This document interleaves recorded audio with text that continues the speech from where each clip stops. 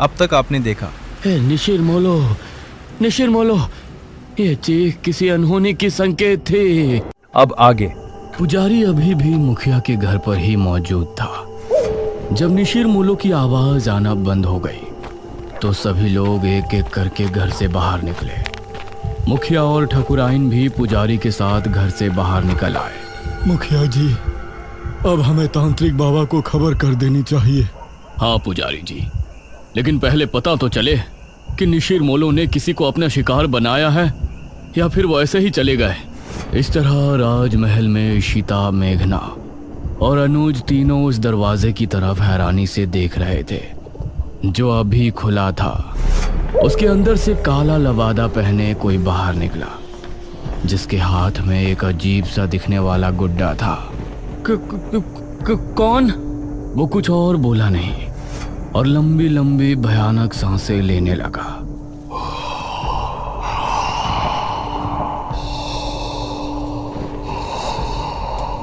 उसकी भयानक सांसों को सुनकर ये तीनों डर गए और तभी वो तेज रफ्तार से इनकी तरफ भागा। भागो जल्दी, महल से बाहर निकलो। इन तीनों का दिल दहल उठा और ये खिड़की की तरफ भागे। जल्दी करो। वो अभी भी इनके पीछे ही था। अनुज ने पहले इशिता और फिर मेघना को बाहर निकाला। वो अनुज तक पहुंचने ही वाला था कि तभी अनुज भी खिड़की से कूद गया। क्या था वो? चलो अब घर चलते हैं, 2 बज रहे हैं, कहीं पिताजी या माँ जाग ना जाए। ये तीनों अब गांव की तरफ रवाना हो गए। माँ और पिताजी को इस बारे में बिल्कुल नहीं बताना, ठीक है? अरे हम क्यों बताएंगे भला? जैसे ही ये तीनों गांव पहुंचे तो बाहर ही पुजारी और बहुत से लोग खड़े थे। अनुज, तुम यहाँ? हमें तो लगा कि तुम तीनों अपने अपने कमरे में सो रहे हो। इतनी रात में तुम तीनों कहाँ से आ रहे हो? वो पिताजी। मुखिया ने मेघना और इशिता की तरफ देखा। तुम दोनों कहाँ गई थी अनुज के साथ? जी माफ कर दीजिए अंकल, हम दोनों का घूमने का मन हो रहा था। तो दिन में घूमने चले जाते, रात में बिना बताए जाने की क्या जरूरत थी? माफ कीजिए पिताजी, मैं ही इन दोनों को ले गया था, लेकिन आप सब लोग यहाँ बाहर इकट्ठा होकर क्या कर रहे हैं? अनुज ने बात को बदलते हुए कहा। आज गांव में निशिर मोलो आए थे, सभी उनकी आवाज सुनकर ही खौफ में थे। क्या निशिर मोलो? ये निशिर मोलो कौन है? 4 कथई लबादे वाले शख्स जो अपने कंधों पर एक ताबूत उठाए रात के समय गांव में घूमते हैं। उनकी आंखें लाल चमक रही होती हैं। रात के समय गांव में घूमते हैं। उस समय अगर वो किसी को देख लेते हैं या कोई उन्हें एक बार देख लेता है तो वो उसे अपने साथ ले जाते हैं। सभी गांव के लोग तो अपने अपने घरों में थे, लेकिन वो लोग संपत और कप्ता को ले गए। वो बाहर ही जुआ खेल रहे थे। अनुज, इशिता और मेघना तीनों ही ये सुनकर चौंक पड़े। पिताजी, लेकिन इससे पहले तो ऐसा गांव में कुछ भी नहीं हुआ, ना ही आपने मुझे कभी इसके बारे में बताया। ये 400 साल पहले की बात है बेटा, हमारे महाराज के समय की बात। लेकिन उस समय किसी तरह उनको रोक दिया गया था, लेकिन अब अचानक वो कैसे जाग उठे, ये तो बात समझ के बाहर है। मुखिया जी, अब कल सुबह ही तांत्रिक महाराज से मिलने के लिए निकलेंगे। फिलहाल सभी लोग अपने अपने घरों को जाएं और निशिर मोलो से सावधान रहें। ये सुनकर सभी गांव के लोग अपने अपने घरों को चले गए, लेकिन अब सभी के दिल में अजीब सा डर बैठ गया था। इशिता और मेघना भी अपने कमरे में पहुंची। ये तो बहुत बड़ी गड़बड़ हो गई। हम लोग तो यहाँ पर मृत्युंजय अमृत के लिए आए थे और यहाँ तो राजमहल निशिर मोलो पता नहीं क्या क्या सुनने में आ रहा है। ये लोग अब हमें मृत्युंजय अमृत तक लेकर भी जाएंगे या नहीं? अरे तुझे दिख नहीं रहा यहाँ कितनी प्रॉब्लम है? हम दोनों सुबह यहाँ से जा रहे हैं बस। नहीं, मैं नहीं जा सकती। लेकिन क्यों? वो मृत्युंजय अमृत। इतना कहकर मेघना ने आगे कुछ नहीं कहा। आपने बिना सोचे समझे उन दोनों लड़कियों को घर में जगह क्यों दे दी? देखा ना अब क्या हुआ। ठकुराइन, वो लड़कियां तो अनजान है, लेकिन अनुज को तो सब कुछ पता है ना। वो उनको लेकर रात में निकल गया, इसमें हम उनको दोषी नहीं ठहरा सकते। उनको लेकर जाने वाला तो हमारा ही बेटा है ना। कुछ ही देर में सभी एक एक करके सो गए।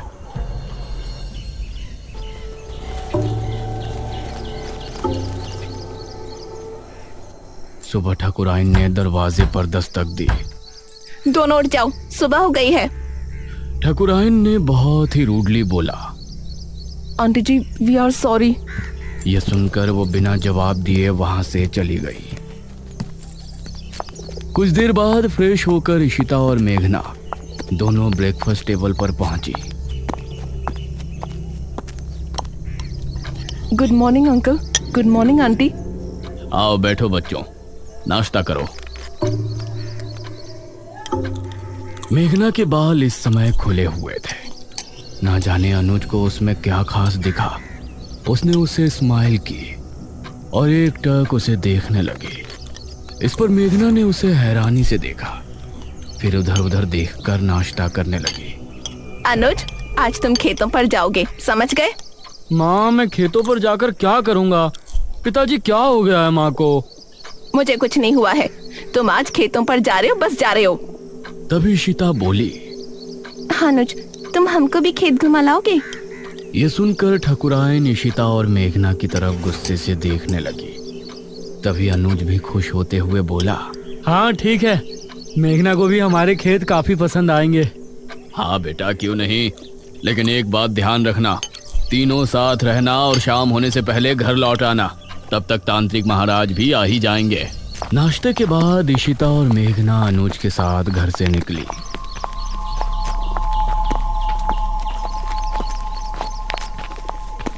तुम अंकल आंटी के सामने मुझे ऐसे क्यों घूर रहे थे? तुम सच में शहर से ही हो ना? क्यों, कोई शक है? शहर की लड़की होती तो अब तक समझ जाती कि मैं उस पर लाइन मार रहा हूँ। वो मतलब स्लिप हो रहा हूँ। अनुज, उसे ऐसे मजाक बिल्कुल पसंद नहीं। ओह अच्छा। अच्छा ठीक है, सॉरी, लेकिन वो मजाक नहीं था। ये सुनकर मेघना भी हल्के से मुस्कुरा दी। ये लोग अब घने जंगल में पहुंच चुके थे। बस अनुज, यहाँ आने से पहले हमने कुछ सुना था।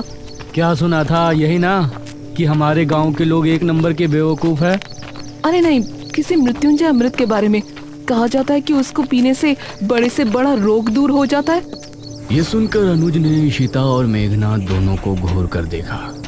तो तुम लोग यहाँ मृत्युंजय अमृत की तलाश में आई हो? नहीं, वैसे वो झूठ नहीं तो सीधा बोलना था ना। बेकार में राजमहल जाकर मुझे भी माँ से डांट पड़वा दी। वो हमें लगा था कि सीधे उसके बारे में पूछने से तुम कुछ गलत समझोगे। वैसे ये इशिता पूछती तो लगता, लेकिन तुम पूछती तो नहीं लगता। ये कहकर अनुज मुस्कुराने लगा और इस बार मेघना के चेहरे पर भी मुस्कान छलक आई। तो क्या तुम हमें उसके बारे में बता सकते हो? उसकी कहानी बहुत ही अजीब है, मुझे पूरी नहीं पता। तो बताओ ना, मुझे सुनना है। जितनी पता है उतनी बता दो। ये बात मुझे दादाजी ने बताई थी। सन 1600 में एक बहुत बड़ी महामारी फैली थी। जवान बूढ़े सभी की तबीयत बिगड़ती और फिर कुछ ही दिनों में उनकी मौत हो जाती। उस समय जो राजा था उसे इसकी बहुत चिंता सता रही थी और राजा की चिंता देखकर उनकी बेटी राजकुमारी बहुत चिंता में थी। जब ठीक 4 साल उस महामारी को गुजर गए तो राजकुमारी रहस्यमय तरीके से गायब हो गई। गायब? वो कैसे? वो कहीं चली गई थी। राजा ने उन्हें बहुत ढूंढा, लेकिन वो कहीं नहीं मिली। उसके बाद ठीक 1 साल 1 महीने बाद राजकुमारी लौटी और अपने साथ वो एक बीज लेकर आई थी। महाराज ने उनसे सवाल किया कि कहाँ थी, तो उसने कोई जवाब नहीं दिया। उसके बाद उस बीज को बोया गया और उससे ये बरगद का पेड़ उगा और इस बरगद के पेड़ से ये मृत्युंजय अमृत, इसको पीने से राज्य में आई महामारी खत्म हो गई। लेकिन कुछ समय बाद ही राज्य पर बहुत बड़ा संकट आया। कैसा संकट? और ये निशिर-मोलो जिसके बारे में गांव के लोग बातें कर रहे हैं, उनकी क्या कहानी है? उसका तो मुझे भी नहीं पता। फिलहाल तुम वो देखो। उसने सामने की तरफ उंगली पॉइंट की। कुछ ही दूर पर सामने था एक हरा भरा बरगद का पेड़। उसे देखते ही मेघना हैरान रह गई। ये वही पेड़ था जो उसे सपने में दिखाई देता था और अब उसका वो सवाल और भी गहरा हो गया था कि ये पेड़ उसको सपने में क्यों दिखाई देता है। ओ माय गॉड, ये पेड़ तो बहुत बड़ा है। यही मृत्युंजय अमृत का पेड़ है। हाँ, और क्या? लेकिन इससे तो अमृत टपक ही नहीं रहा।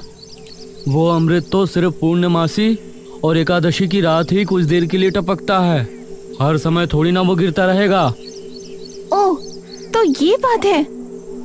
हाँ, अगर तुमको उसे देखना है तो तुम लोग पूर्णमासी तक यहाँ रुक जाओ। ये कहकर अनुज मुस्कुराया। मुझे मेघना के साथ थोड़ा और समय बिताने का भी बहाना मिल जाएगा। आगे की कहानी के लिए चैनल को सब्सक्राइब कर लेना और बेल नोटिफिकेशन भी दबा देना बच्चों, ताकि वीडियो की नोटिफिकेशन आपके पास पहुंच जाए।